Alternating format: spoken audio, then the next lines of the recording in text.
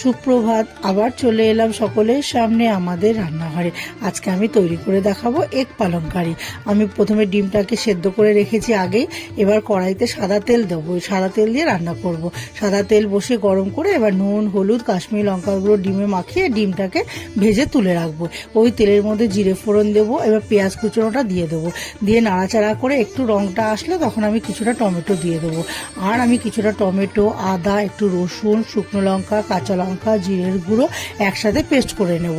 এবার ওই পেস্ট করা মশলাটাকেও দিয়ে দেবো। আর পালং শাকটাও আগে একটু 2 কোয়া রসুন আর একটু কাঁচা লঙ্কা দিয়ে পেস্ট করে রেখেছি। এবার ওই মশলাটাকেও দিয়ে দেবো। দিয়ে ভালো করে নাড়াচাড়া করে নুন, হলুদ, কাশ্মীরি লঙ্কার গুঁড়ো দিয়ে তারপরে আমি ভাজা ডিমগুলোকেও দিয়ে দেবো।